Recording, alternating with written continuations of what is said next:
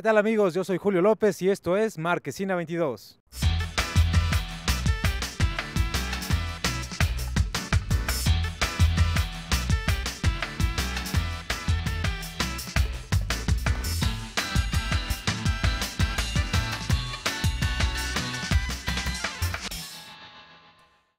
Como siempre estoy muy bien acompañado por mis queridos amigos. Jesús, ¿cómo estás? Bien, bien contento, ya listo para hablar de los estrenos de este fin de semana, que nos traen títulos pues bastante diversos, ¿no? Por así decirlo.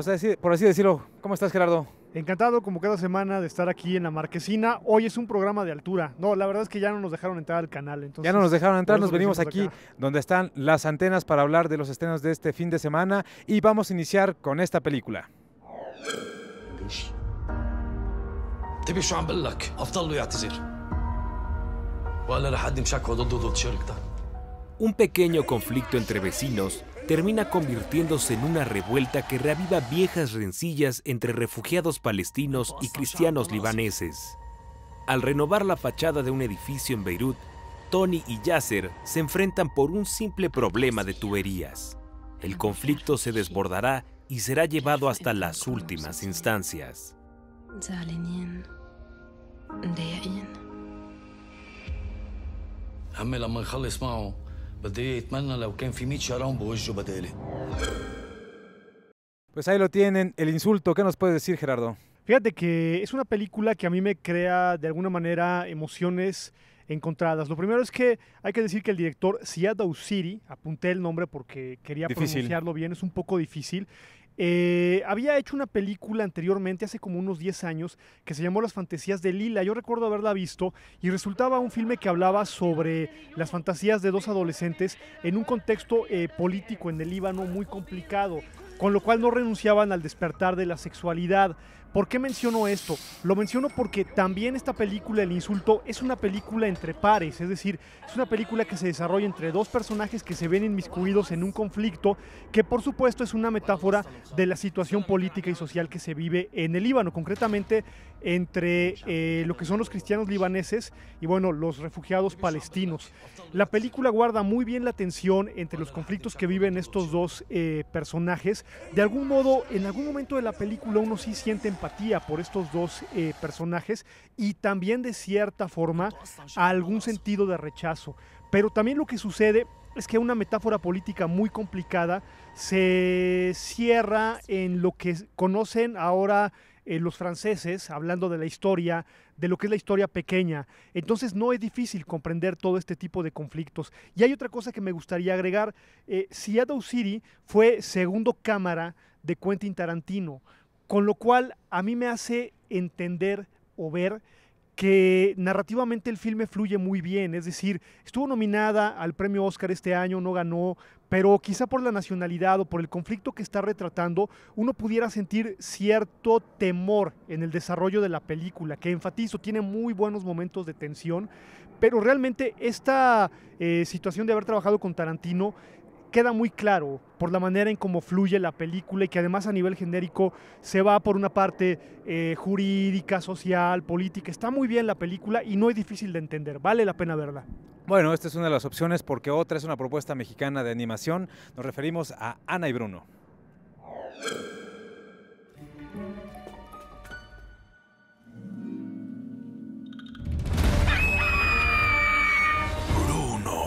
¿Tú quién eres? Yo soy Ana, ¿Qué haces acá arriba? buscando a mi perrito. Ana es una niña curiosa que escapa de su dormitorio en busca de su padre para salvar a su madre. Con la ayuda de extraños y divertidos seres fantásticos que conocen ese lugar, emprende un viaje lleno de emocionantes y conmovedoras aventuras. Menos yo. ¡Qué asco! Le falta un tornillo. Está chiflado. ¡Oh, no anden aventando chivos! ¿Y esta quién es? Rosy, Ana, Rosy, al revés. Bueno, Carlos Carrera regresa a la animación, mi querido. Sí, después de haber sido el que, el perpetrador de este cortometraje animado que se llevó la Palma de Oro en Cannes, el héroe, el héroe, ¿no? Y yo creo que eso es algo que no se puede ignorar, sobre todo porque se supondría que por eso las expectativas eran tan altas, después de ver una filmografía tan consistente a lo largo de los años, que después se puede destacar El crimen del padre Amaro en cuestión de impacto comercial, pero pues también tenía otras mucho mejores películas como Un embrujo, La mujer de Benjamín, etcétera, Sin remitente, de la infancia, que no ha logrado estrenarse, pues esperaba muchísimo de esta película de Ana y Bruno, que erróneamente se dice que tardó, que se realizó alrededor de 11 años. En realidad no es que se tardaran 11 años haciéndola, sino que hubo un periodo intermedio en el que se quedaron sin presupuesto y entonces se interrumpió el proceso y por eso se alargó a tanto tiempo la realización de esta película, que me parece que encuentra obviamente sus principales virtudes en una historia que se guarda una vuelta de tuerca muy interesante, que logra darle la vuelta a raíz de este efecto a diversos planteamientos. Entre ellos se puede hablar muchísimo obviamente de los obvios o los que son evidentes al primer vistazo, que son con respecto a la soledad, con respecto a la pérdida, con respecto a la aceptación, pero me parece que el asunto todavía va más allá e incluso tiene ahí algunos apuntes hacia cuestiones clínicas, ¿no? Esta etiqueta de la insanidad como una forma de control social o de segregación, creo yo, está ahí también presente. Obviamente la animación en CGI o en 3D, como sería mucho más correcto decirlo, en términos generales funciona. Quizás el acabado de la segunda mitad ya adolece ahí un poco del detalle, se nota el momento en el que hubo esta transición, es mucho mejor lograda la primera mitad en cuestión visual, porque incluso reproduce parajes muy mexicanos de la provincia, sin ser precisamente tan costumbrista, ¿no? Realmente son parajes que además tienen incluso cierta inquietud y proyectan cierta melancolía que va muy relacionada con el personaje de esta niña, que bueno, además va acompañada de una serie de personajes extraordinarios cuyo diseño también resulta muy encantador. Yo creo que la película aún así, pues algunos de estos personajes creo que quedan solo también como apuntes. No terminan tienen algunos cabos sueltos alrededor, también caen en algunos momentos que son arquetípicos. Sin embargo, en términos generales, la película resulta muy efectiva, bastante entretenida, entrañable y hasta inteligente. Sí, digamos que sí se tardaron en algún sentido desde que se empezaron a hacer estas primeras acercamientos a la película, por ahí yo creo que más de 11 años, como 12 años. Carrera no renuncia a sus personajes intensos, ¿no? Que eso es muy interesante. Eso es muy interesante y nada más como un pequeño apunte, ¿no? El cortometraje del héroe lo pueden ver ya en Filmin Latino, está en línea, completamente remasterizado como se debe ver, porque por ahí había otras versiones que no eran... No, esta es la buena. Digamos que está buena y eso es muy interesante, pero no es lo único que llega a la cartelera, también llega una historia de las que les vamos a contar en este momento.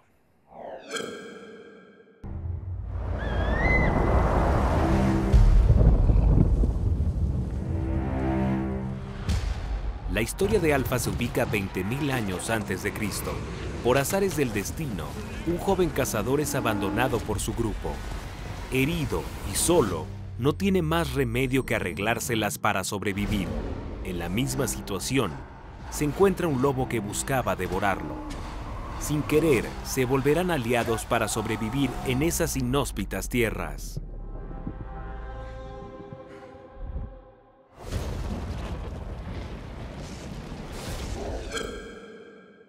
Bueno, ahí lo tenemos, ¿no? Básicamente la historia de Colmillo Blanco en la prehistoria, ¿no? Donde vemos la relación de un hombre con un lobo que es domesticado. Que así como lo plantea el mismo tráiler, ¿no? Sí. En realidad es así, el encuentro entre el hombre y su mejor amigo. La primera vez que crean este vínculo. El hombre y el chucho. Y el hombre, sí, el canino. La verdad es que es una lástima porque Colmillo Blanco es una gran obra, una obra muy profunda, pero bueno, creo que esto queda mucho digamos que había alguna expectativa, ¿no? Porque se esperaba que hay mucha gente que quiere a los como cometa de los supersónicos. Que al menos la película tuviera cierta intensidad emocional, eso es lo como suelen suceder que con fuera estas entrañable, historias, ¿no? De pronto ahí se toman muchas libertades históricas, la fotografía está bastante bien lograda, digamos que toda la ambientación que está presente en la película es pero no la recomiendas. Impecable, ¿no? Pero digamos que donde la puerca tuerce el rabo, no es justamente... Para decirlo poéticamente. Para decirlo poéticamente, sí, la historia queda de ver muchísimo, ¿no? De pronto estos momentos que deben ser justo eso, entrañables, terminan siendo de bastante la intensidad risa, del ¿no? hombre y su perro. La intensidad del hombre y su perro, Digo, si el quieren vínculo. ver ese tipo de cosas, mejor vean Caballo de Guerra. Es una gran película en donde realmente se explora este tipo de relaciones entre el hombre y el animal. O a Digamos los clásicos, que a Lassie. sí, por supuesto Lassie, ¿no? Hachiko, ¿no? Hachiko. Sí, Las también dos versiones, brutal. esas, otra de las cosas que hay que ver, ahora ese, es esta, ¿no? Ese melodrama sí es Y para... lo que no deben ahorrarse es la siguiente propuesta mexicana, que es Tiempo Compartido. Este tiempo es para nosotros, mi amor. ¿En qué le puedo ayudar? El señor trae su reservación. Sobrevendieron la villa y tenemos que compartir. ¿Busquemos otro hotel? No hay nada. Las vacaciones familiares se vuelven una pesadilla cuando la compañía Everfields International, un resort tropical, busca a toda costa que los huéspedes nunca abandonen el lugar, utilizando efectivas técnicas de manipulación. Solo un hombre sabe lo que realmente pasa y buscará por todos los medios sacar a su familia de este sitio.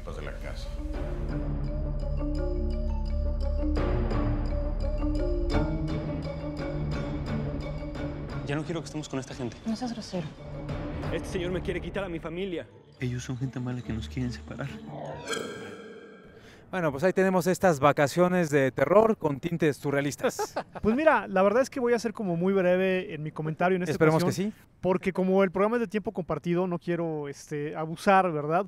Pero yo creo que es una mezcla de un cine de cierto compromiso y sobre todo algún peso social.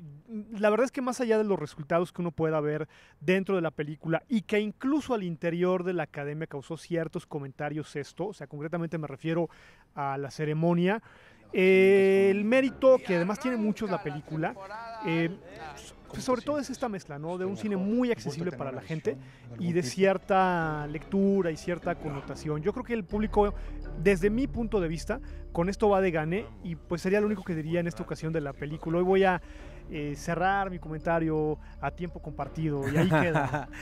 Jesús. No, pues yo creo que hay muchas lecturas muy interesantes con respecto a la película. Yo creo que las principales tendrían que ser la manera en que exhibe esta transgresión que tiene la familia como institución, ¿no? En donde además se trastocan los roles de género, ¿no? En este caso, se ve cómo se atenta a cada uno de los personajes que están muy cómodos dentro de su microuniverso, planteado por los convencionalismos sociales, y en este caso se ven trastocados. Creo que la decantación que hay de todos estos elementos es lo que hace que la película tenga un poco de carnita más allá de los buenos momentos que consigue a nivel dramático y como su planteamiento que es una especie de tragicomedia. Y nada más dos referencias. Fíjate que hace como unos 10 años ya habían más o menos abordado el tema en All Inclusive y hace unos 20, 25 años este tema de la disfunción de la familia mexicana que no tiene desperdicio había estado presente en Semana Santa. Entonces es un tema que realmente sí llama la atención dentro del cine mexicano. Es difícil para el cine mexicano abordarlo de manera correcta y estas tres películas, Tiempo Compartido y las dos que he mencionado, creo que lo logran bastante bien, por mencionar un par de referentes. Sí, y como ya lo decías también, ¿no? Es interesante que actores con esta trayectoria, con las características que tienen y los proyectos en los que han trabajado formen parte de una película como, como esta. Se lo plantean como un reto, ¿no? Yo creo se lo plantean como un reto. Y la frescura del director, hay que mencionarla. Yo creo que salen bien librados de esta apuesta, ¿no? Está bastante bien la película, tiene atmósferas muy bien diseñadas, ¿no? Invita a la ensoñación, también genera un poco de claustrofobia, de, pues no sé, de ira, ¿no? De desesperación, y todo esto está mezclado, bueno, pues en este mundo ensoñación. Sí, que es una especie de mosaico, ¿no? Una playa, ¿no? Sí, Microcosmos, dirían los clásicos. Es que vale la pena porque además precisamente es muy digerible, ¿no? Es para todo tipo de público en realidad. Bueno, pues ya nada más me resta agradecerles. Muchísimas gracias, Gerardo. No, yo encantado de andar haciendo este programa aquí en este lugar tan interesante. Tan emblemático. Tan emblemático. Jesús. No, pues vámonos, hay que ver cine, ya es fin de semana, así que vámonos. Vámonos porque vienen muchos festivales todavía. Yo soy Julio López y esto fue Marquesina 22.